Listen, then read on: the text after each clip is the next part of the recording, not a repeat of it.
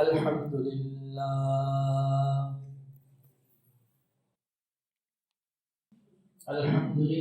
نحمده ونستعينه ونستغفره ونؤمن به ونتوكل عليه ونعوذ بالله من شرور أنفسنا ومن سيئات أعمالنا من يهده الله فلا مضل له ومن يضلله فلا هادي له ونشهد أن لا إله إلا الله وحده لا شريك له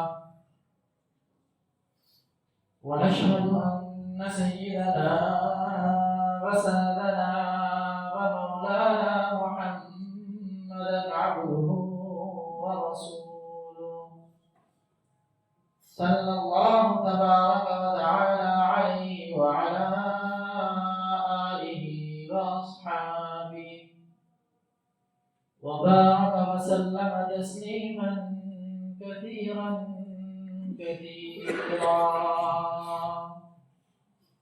أما بعد فأعوذ بالله من الشيطان الرجيم بسم الله الرحمن الرحيم قد أفلح المؤمنون الذين هم في صلاتهم خاشعون والذين هم عن اللغو معرضون والذين هم للزكاة فاعلون والذين هم لفروجهم حافظون آمنت بالله صدق الله مولانا العظيم وبلغنا رسوله النبي الكريم ونحن على ذلك من الشاهدين والشاكرين والحمد لله رب العالمين.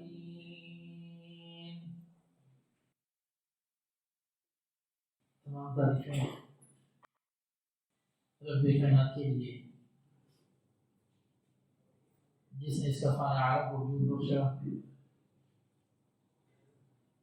درود و سلام جناب نبی کریم صلی اللہ علیہ وسلم پر جنہوں نے اس دنیا میں آ کر حق کا بول بالا کیا.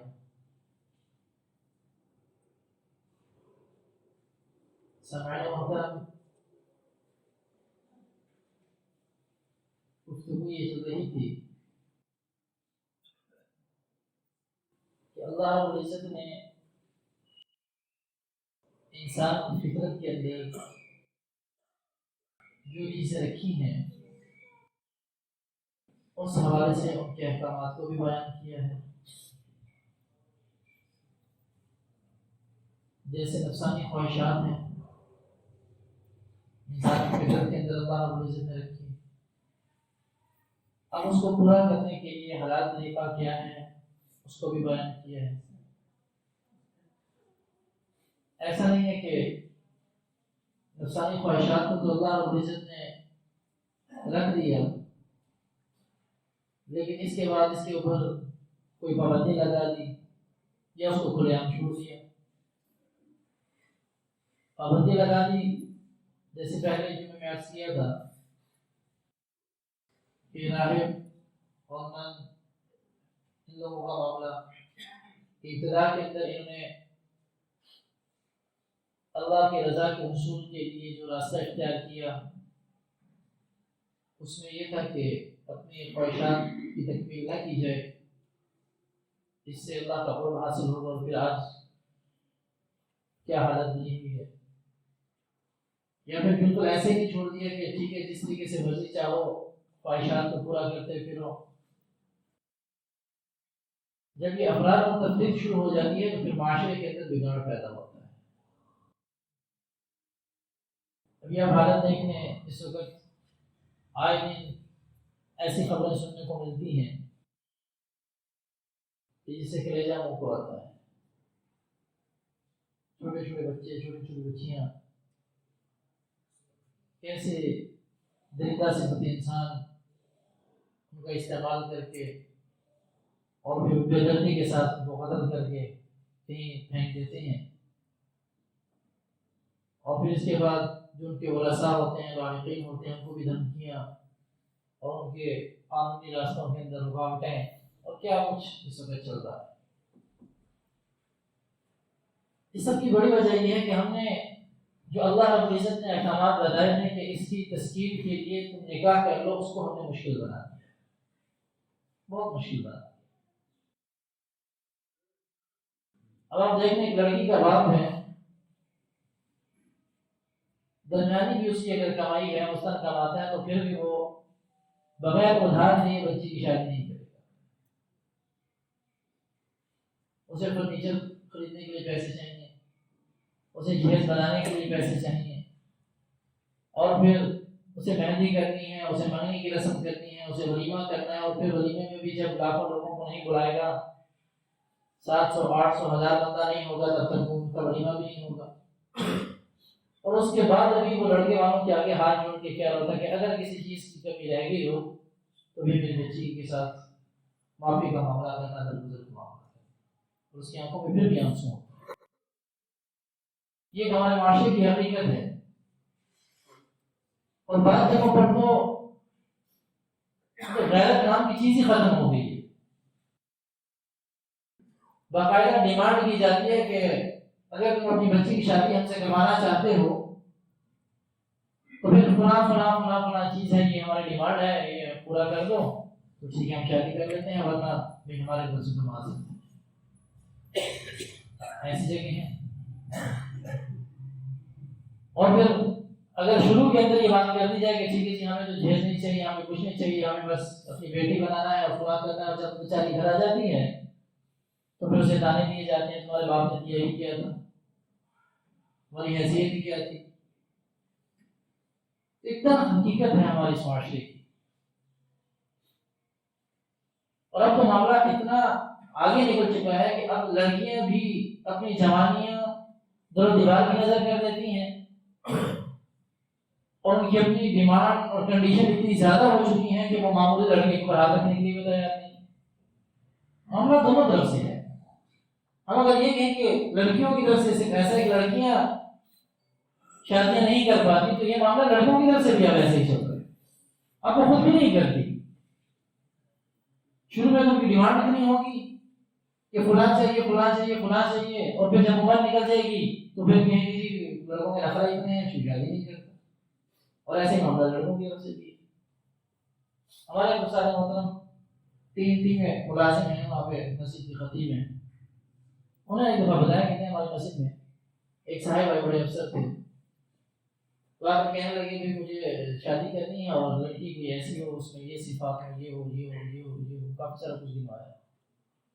کہتے میرے ذہن میں تھا کہ اب اس کو میں کیا بتاؤں کہ اس طرح کی صفات کے حاملہ خاتون بٹ ملنا تو بڑا مشکل ہے۔ میں نے ان سے کہا چلو کوئی بات نہیں، میں دیکھوں گا اگر کہ میں آپ کو بتا دوں۔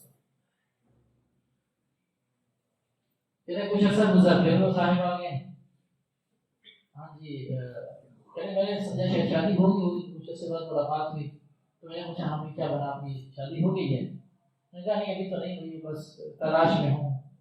کہتے میں نے پھر اسے پوچھا بتاؤ کیا ڈیمانڈ کیا ہے تمہاری؟ کہ ہمدردی پیدا ہوگی جب کہتے ہیں بیٹی کی عمر ہوگی ہے بندے کی اور ابھی تک شادی نہیں ہوئی، کہتے اسے کچھ تھوڑی سی بتائی کہ فلاں فلاں رسو میں کرنے کے تھے۔ میں نے کہا میں بھی تھوڑا سا سنجیدہ ہو گیا کہ بھائی ٹھیک ہے اب تلاش کرنی چاہیے، تو بس اس ذہن سے بات نکل گئی، ختم ہو گئی، میں نے دھیان نہیں کیا دوبارہ اس کی طرف۔ لیکن کچھ عرصے بعد پھر ملاقات ہوئی تو میں اس کو دیکھ کے خیال آیا کہ اس نے تو مجھے یہ کام کہا تھا، اور میرے ذہن میں بھی یہ تھا کہ اب تو تھوڑی سی کچھ ڈیمانڈ ہے اس کی، تو ہو سکتا ہے کہ اب معاملہ بن گیا ہو۔ تو اب جب کہتے ہیں میں دوبارہ سے پوچھا تو پھر بھی اس کو ابھی تک لڑکی نہیں ملی تھی، تو کہتے میں پھر اس سے پوچھا کہ بھائی اب بھی تمہاری کوئی شرائط ہے یا اب کیا معاملہ؟ کہا جی بس لڑکی ہونی چاہیے شادی کرنے کے لیے۔ تو یہ عمریں نکل جاتی ہیں۔ اللہ نے جو رزق دینا ہے وہ دے کر رہنا ہے، وہ نہ کوئی چھین سکتا ہے نہ کوئی اور لا کے دے سکتا ہے، جو اللہ نے مقدر میں لکھ دیا وہ کر دے۔ یہ تو لڑکے کے ساتھ ہوئی، ہمارے استاد مولانا ٹی میں ملازم تھے بادشاہ صاحب، انہوں نے واپس آیا۔ ایک واقعہ ہمارے اپنے دوست کا ہے، ان کی بہن ماشاءاللہ اچھی خاصی پڑھی لکھی خیبر پختونخوا میں کالج کے اندر لیکچرر ہے. ان کا بھی معاملہ شروع میں جی اتنا لڑکا ہونا چاہیے جس کی کم از کم اتنی انکم ہو، اتنا پڑھا لکھا ہو، اتنا ہو، ایسا ہو ایسا ہو. ہمیں بھی ان کے ساتھ بڑی ہمدردی تھی کہ بھائی ایک لڑکی ہے اتنی عمر نکل گئی، پہلے اتنی عمر ہو گئی، اب مزید اب ایسا بندہ تلاش کرنا، تھوڑی سی کوشش ہم نے بھی کی پر بے سود رہی، کوئی فائدہ نہ ہوا اس کا. اب عمر اتنی ہو چکی ہے کہ اب دوسری شادی کے لیے بھی وہ تیار ہے کہ ایسا مرد جو دوسری شادی کرنا چاہو اس سے شادی کرنے کے لیے تیار. جب وقت ہوتا ہے اس پر ڈیمانڈ اتنی ہوتی ہے، اور جب وقت نکل جاتا ہے تو پھر کہتے ہیں بس لڑکا ہو یا بس لڑکی ہو، ہم شادی کرنے کے لیے تیار. تو یہ سمجھنے کی بات ہے. اور پھر قوم پہ کھڑا ہونا اور پھر بچے کی تنخواہ لینا اور پھر یہ کرنا وہ کرنا بالکل غلط ہے، 100% غلط ہے. لیکن شریعت نے تو نکاح کو اتنا آسان کر دیا کہ انسان سوچ نہیں سکتا.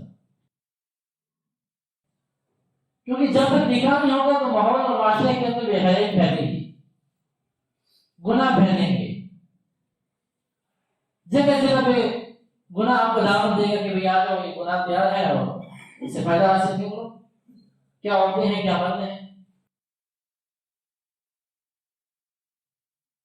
اس کی روک تھام کے لیے شریعت نے بہت ہی کہا ہے کہ عیسائیوں کا معاملہ کیا ہے.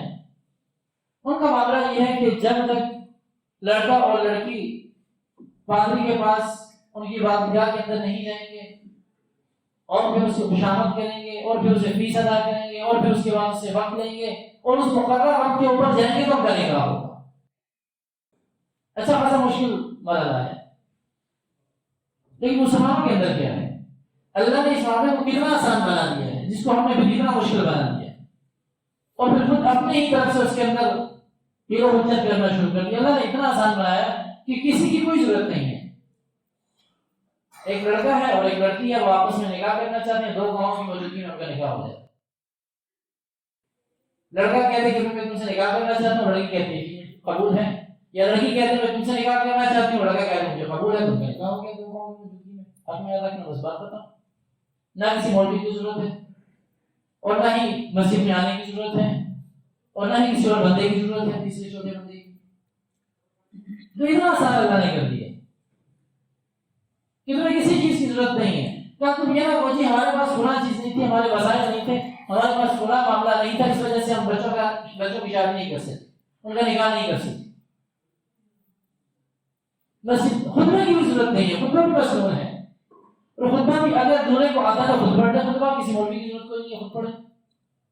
ہمارے یہاں پہ کیونکہ خطبہ آتا نہیں ہے اس وجہ سے مولوی صاحب کی ضرورت پڑتی ہے جو خطبہ پڑھ رہے ہیں سنت طریقے کے ساتھ باقاعدہ نکاح ہو جائے. ورنہ خطبے کی ضرورت نہیں ہے، بس آپ نے اجازت قبول کر لیا گواہوں کی موجودگی میں اور حق میں رکھ دیا تو نکاح ہو گیا، ختم بات. کسی لمبے چوڑے پروسیس کی کوئی ضرورت کوئی نہیں. ابھی مشکل ہم نے خود بنائی، لیکن صحابہ کرام رضوان اللہ تعالیٰ علیہ وسلم اب ہمارے یہاں کیا ہوتا ہے کہ فلاں کو بھی بلانا ہے، فلاں کو بلانا ہے، خالہ کو، بھوبی کو، چاچی کو، مامی کو، فلاں کے فلاں رشتہ دار بنتا ہے اس کو بھی بلانا ہے، کیونکہ پھر ناراضگی پیدا ہو جائے گی تو کیا ہو جائے گا. اب آپ دیکھیے صحابہ نے شادیاں کی ہیں.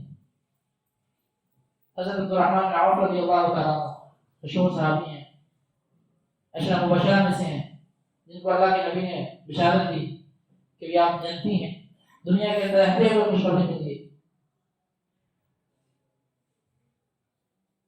ہجرت کر کے مدینہ تشریف لے رہے تھے. تو ایک نماز کے بعد ملاقات ہوئی جناب نبی کریم صلی اللہ علیہ وسلم سے. تو ملاقات میں آپ علیہ السلام نے دیکھا کہ ادھر کچھ لگا ہوا ہے، داغ ہے کپڑوں کے اوپر. پوچھا عبدالرحمن یہ داغ کس چیز کا ہے حضرت کے ساتھ، یہ کیا ہے؟ انہوں نے فرمایا کہ اللہ کے نبی شادی کی تھی تو اس میں جو خوشبو لگائی تھی وہ داغ لگائی تھی. اب آپ اندازہ لگائیں کہ نبوت خود موجود ہے، پتہ نہیں ہے کہ حضرت عبدالرحمن کا کو نکاح ہو گیا. کتنی سادگی سے ہوا ہوگا، کتنی خاموشی سے ہوا ہوگا کہ آپ نے اسلام کو بھی نہیں بلایا اور آپ نے اسلام نے بھی جب معلوم پڑ گیا تو گیلا نہیں کیا کہ تم نے نکاح کر لیا، بلایا تک نہیں.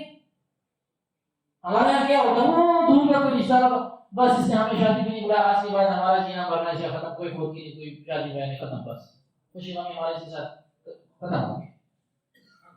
لیکن بندے کے حالات دیکھیں کیا چل رہے ہیں. اگر اللہ نے اس کو آسان بنایا تو ہم کیوں مشکل کر رہے ہیں؟ خود اپنے لیے بھی مشکل کر رہے ہیں، لوگوں کے لیے بھی مشکل کر رہے ہیں.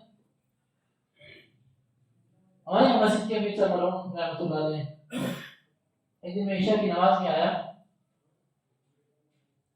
تو غالباً ہفتے کا دن تھا، کہنے لگے کہ کل ایسا ہے کہ آپ نے ہمارے گھر آنا ہے تو دعوت کا کوئی انتظام کیا ہوا۔ ٹھیک ہے، اب ہر بندہ ان کو جو ان کو جانتا ہے وہ سمجھتا ہے کہ ماشاءاللہ اچھے خاصے دنیا دار قسم کے، دیکھا جائے تو دنیا کے نوازے اللہ نے بہت نوازا تھا، ان کو بہت زیادہ نوازا تھا۔ میں نے کہا ٹھیک ہے، میں اگلے دن میں نے ان سے بھی پوچھ لیا جب جانے سے پہلے، میں نے کہا کہ حضرت خیریت ہے کس معاملے میں آپ نے دعوت کی ہے؟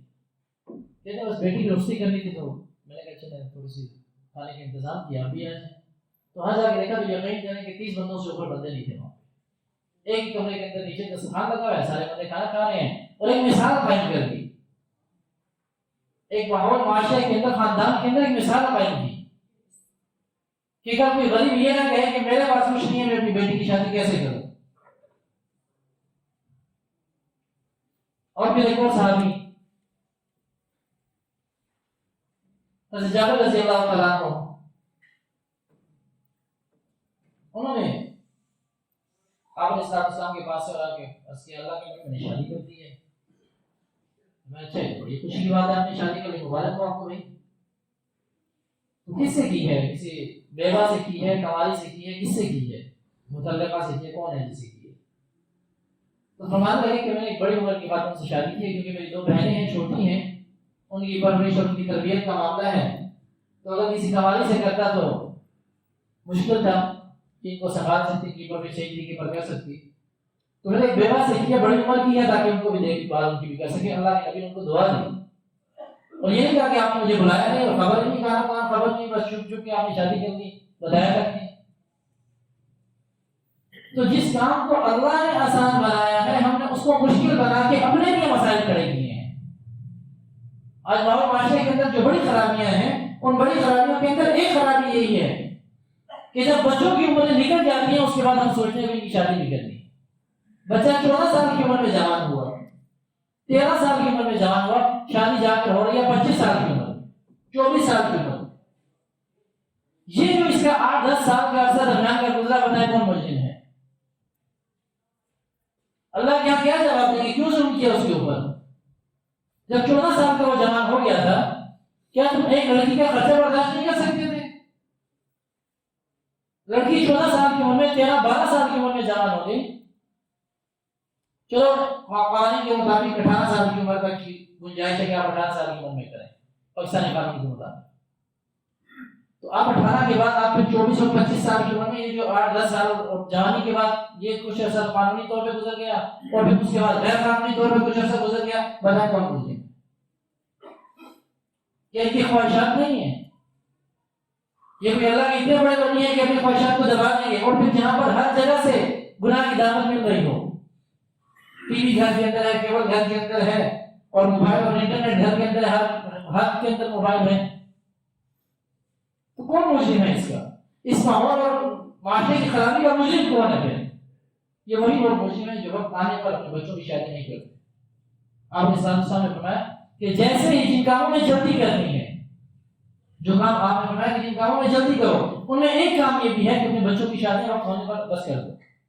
جیسے جوان بچوں کی شادی ہے، اس میں تاخیر نہ کرو، جیسے برابر کا رشتہ پھر تو شادی کرو، تمہیں پسند بھی ہے اور برابر کا بھی ہے، تو پھر دیر کس بات پہ، اس کی شادی کر دو۔